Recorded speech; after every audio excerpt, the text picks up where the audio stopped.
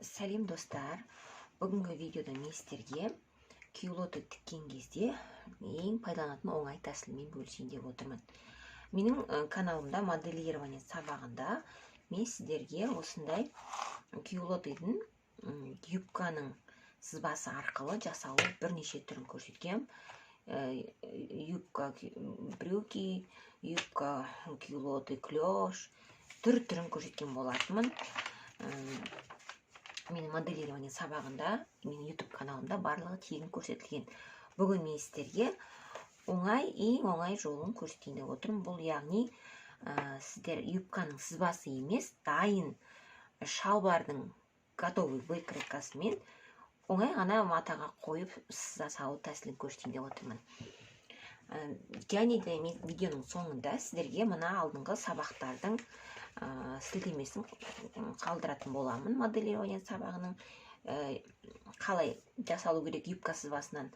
Мына жерде мен сіздерге дайын шалбардың сызбасын тез ғана қалай кюлотыға айналдырудың тәсілін көрсетейін деп отырмын. Мен сіздерге тағы да айта кетейін, менің видеоның астында қалдырайын деп отырған сіздерге сілтемемде, яғни ол жерде домашний штанишка тігу деген сілтеме қалдырайын деп жатырмын.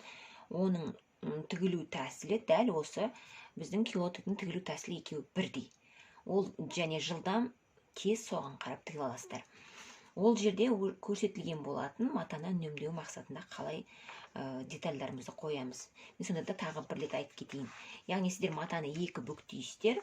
Сол екі бүктеген матаға осылай біз шалбарымыздың, яғни кюлотыдың бөлігін осылай бір-біріне қарама-қарсы қоясыздар. Мысалы, мына детальді былай қойсаңыз, сіз келесі детальдің былайынан қоясыз. Сонда сіздің матаңыз үнемдеулі болады.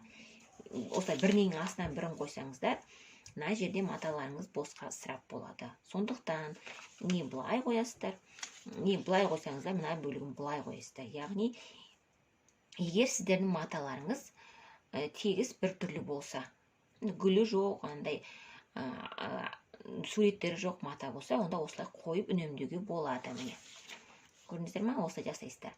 Енді осы детальдарымызды біз шығарып алдық.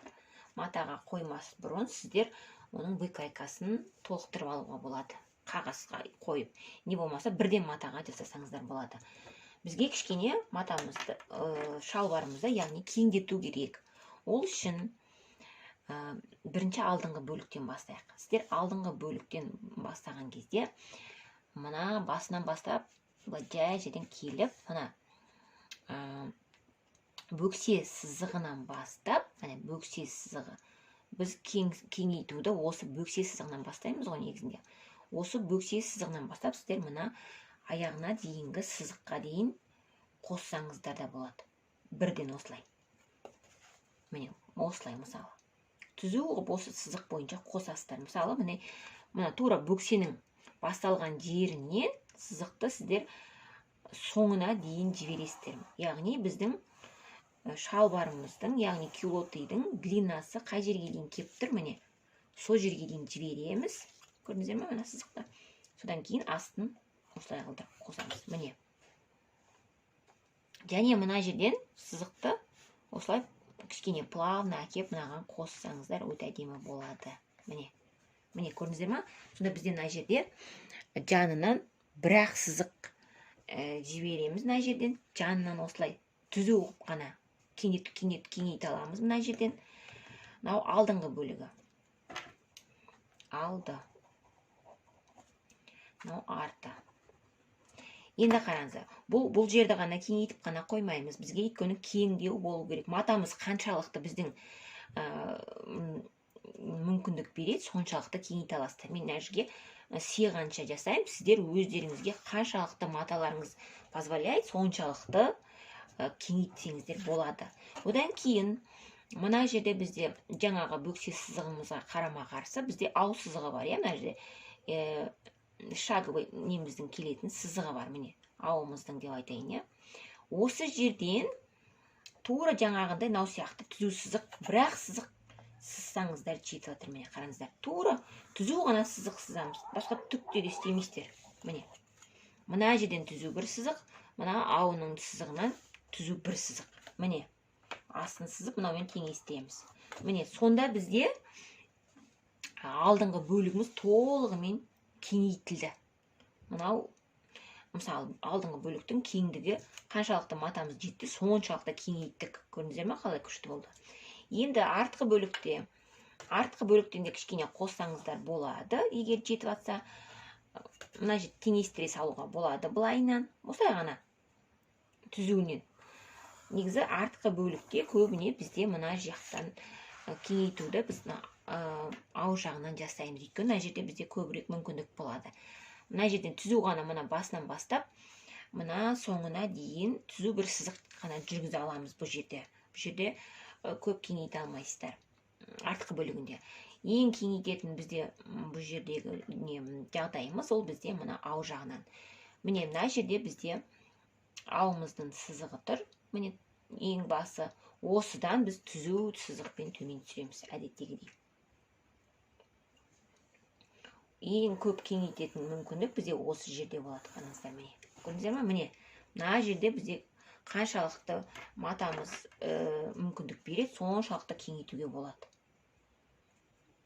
Сосын астыңғы бөлігін осылай бірге қосамыз. Міне қараңыздар. Сонда бізде матамыз осыншалықты кеңейді. Міне мынаның барлығы, міне мен қазір былай сызық қояйын. Мынаның барлығы сіздер мата деп елестетіңіздер. Міне қаншалықты біз жай ғана шалбардың выкройкасын осынша кеңейттік. Міне мына жердің барлығы мата. Бізде көрдіңіздер ме? Мына жердің барлығы мата. Кеңейтілген жеріміз жаңағы.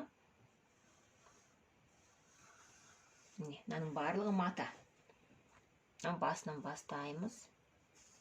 Міне мына жердің барлығы бізде мата деп елестетіңіздер. Жаңа біз сызып дайындап қойдық қой. Осының барлығы мата. Міне мына жердің барлығы мата. Біз жаңа бұны сызып дайындап алдық.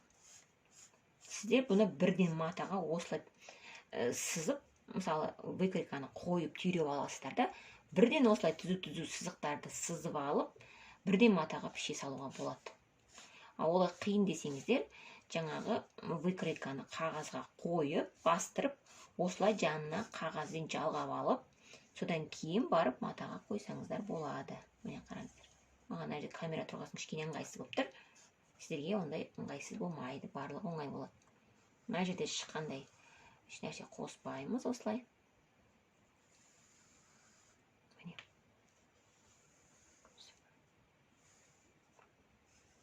Сонда біз оңай осылай жылдам ғана кюлотыйымызды дайындап алады екенбіз, қараңыздар. Тағы да айта кететін жайт, менде YouTube каналымда мен сіздерге жаңа айтқандай тегін моделирование сабағым бар. Ол жерде бүкіл жаға, юбканың 12 ма 14 түрі ма, мен бүкіл түрін юбканың моделирование сабағын барлығын салғам. Және мына жерде юбкадан өзінен қалай шалбар жасаймыз, қалай клеш жасаймыз, менде запах юбка барлығы тегін менің каналымда бар. Міндетті түрде каналыма тіркеліп, қоңырауды басуды ұмытпаңыздар. Алдағы жаңа видеоларды жіберіп алмау үшін. Мына менде ең оңай жолы осы. Сіздерге пайдасы тиер деген ойдамын. Назарларыңызға рахмет.